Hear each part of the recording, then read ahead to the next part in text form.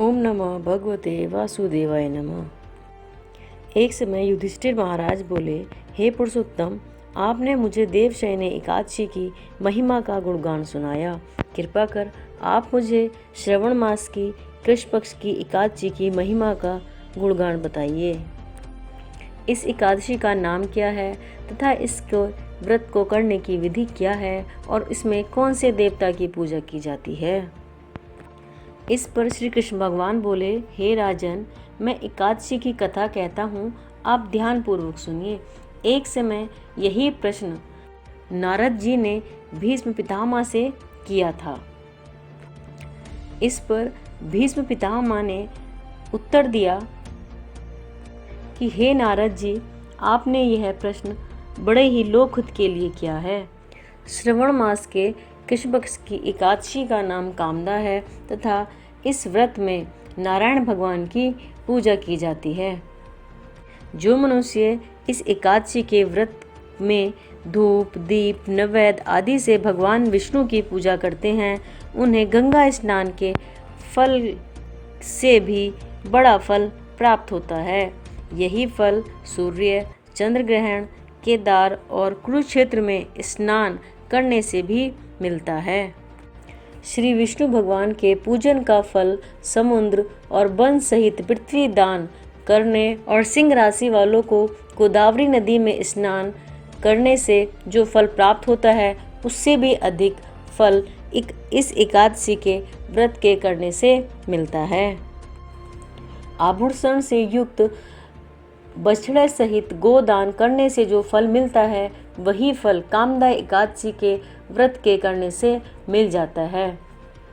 जो मनुष्य इस दिन श्री विष्णु भगवान की पूजा करते हैं, उन्हें समस्त वेद, नाग, किन्नर, पितृ आदि की पूजा का फल भी मिलता है।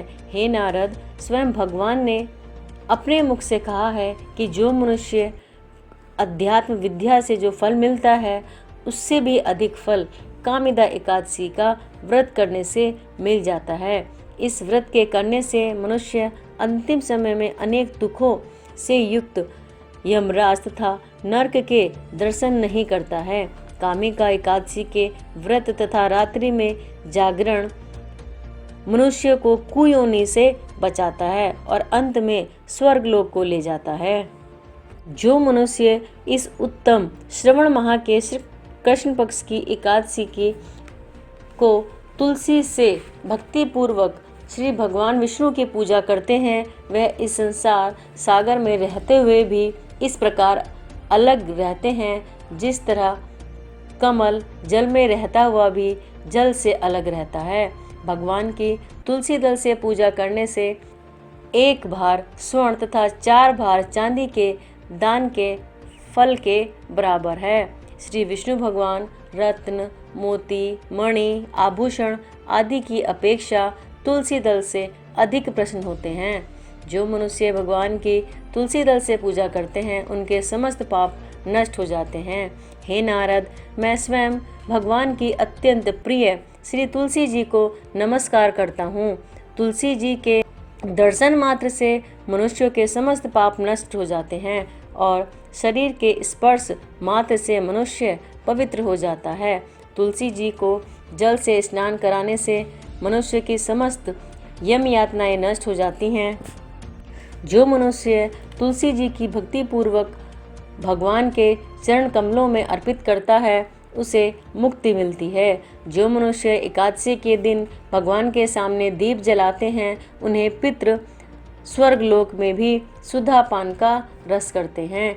जो मनुष्य भगवान के सामने घी या तिल के तेल का दीपक जलाते हैं, उनको सूर्य लोक में भी सहस्त्रों दीपक का प्रकाश करने का पुण्य मिलता है। इस व्रत के करने से ब्रह्म हत्या, ब्राह्मण हत्या आदि सभी के पाप नष्ट हो जाते हैं और इस लोक में सुख भोग कर अंत में विष्णु लोक को जाते हैं। ओम नमः भगवते वासुदेवाय नमः।